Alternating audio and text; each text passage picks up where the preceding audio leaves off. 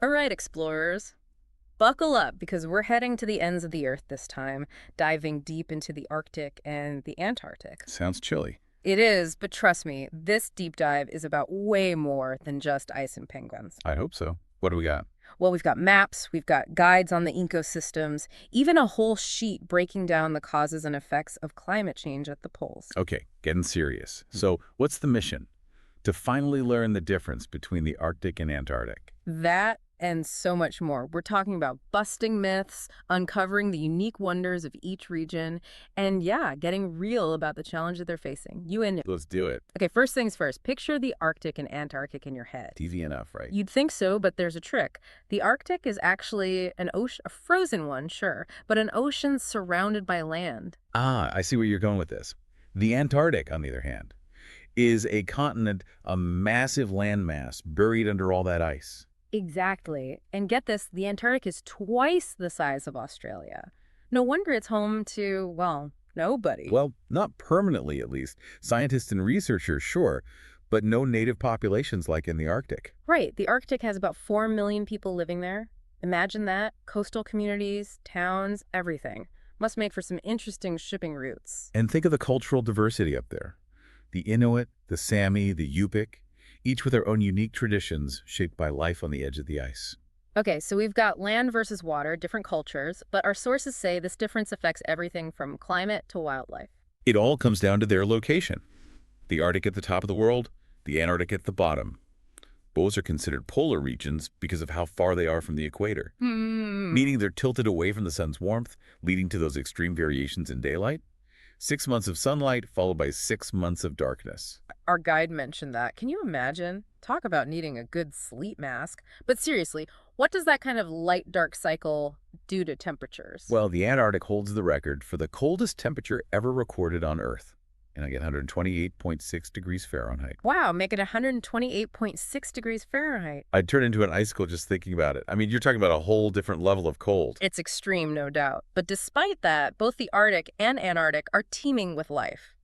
It's fascinating how creatures have adapted to thrive in these unforgiving environments, which is a perfect time to bring out the trusty Venn diagram. We've got one from our research that compares the Arctic and Antarctic. In the overlapping section, we see long periods of darkness and light, extreme cold, and that crucial role in regulating the global climate. Exactly.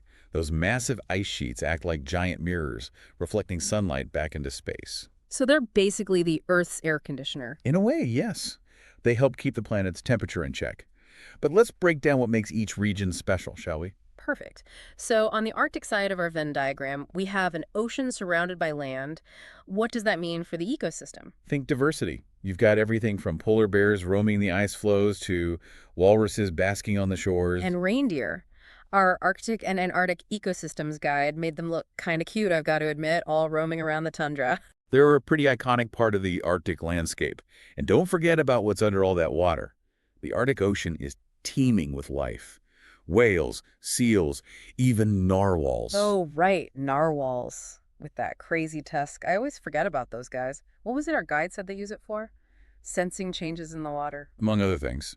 It's also thought to play a role in attracting mates. Talk about a multi-purpose tool. Speaking of multi-talented, the Arctic fox, they change their coat color with the seasons, right? White in the winter, brown in the summer. Exactly.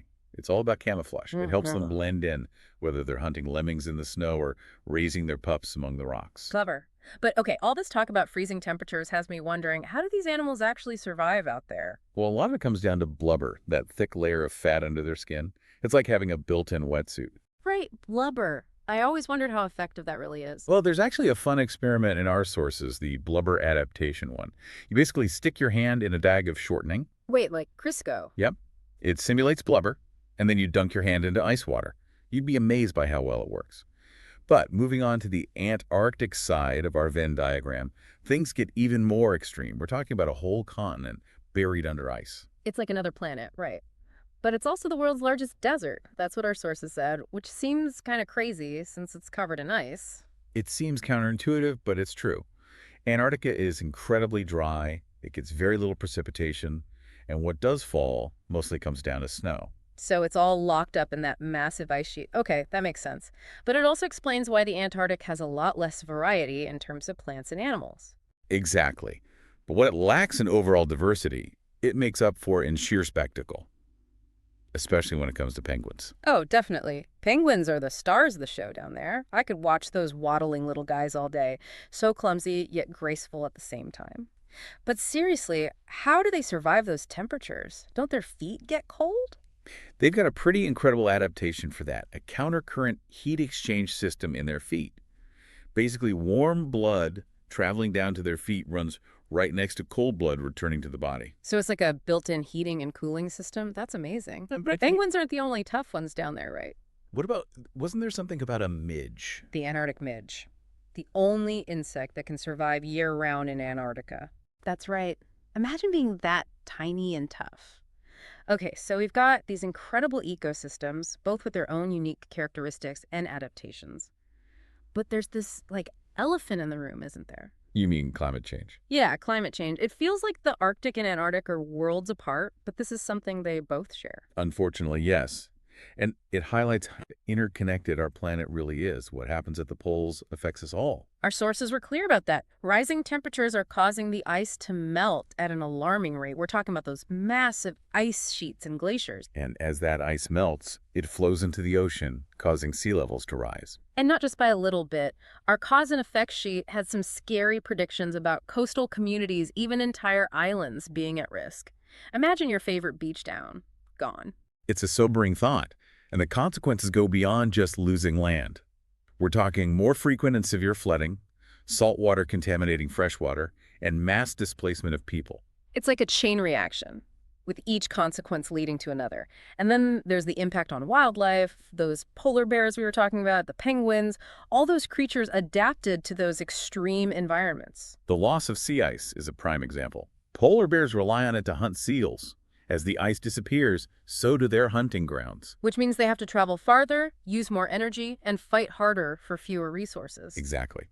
And it's not just the polar bears, of course. Entire ecosystems are at risk. Our Arctic and Antarctic Ecosystems Guide had a whole section dedicated to the challenges these animals are facing because of climate change. It's pretty heavy stuff. It is, but I think it's important to remember that we're not powerless in this situation. Right. Knowledge is power. Our sources were full of things we can all do to make a difference, even small things, like that What You Can Do section that was pretty inspiring. Absolutely. It starts with understanding our own impact, reducing our energy consumption, driving less, being mindful of our waste. You know, I recently swapped my old gas guzzler for an electric car. Okay, maybe that's not doable for everyone, but it's something. Every little bit helps. And remember, we're not just consumers, we're citizens. We can speak up about climate change, support sustainable policies, and hold our leaders accountable. So it's like we're on our own mini expeditions. Right. Except instead of braving icy winds and treacherous terrain, we're navigating the world of climate action. And hopefully inspiring others to join us. Exactly. This deep dive has been incredible. We've explored these amazing fragile places, from the frozen Arctic Ocean to those penguin-filled landscapes in Antarctica. We've uncovered the unique wonders of each region, busted some myths, and learned about the very real challenges they face. And hopefully our listeners are walking away with a sense of wonder. And a call to action. I love it. So, to everyone listening, keep exploring. We'll be back soon with another deep dive into a new corner of our planet. Until then, stay curious, my friends.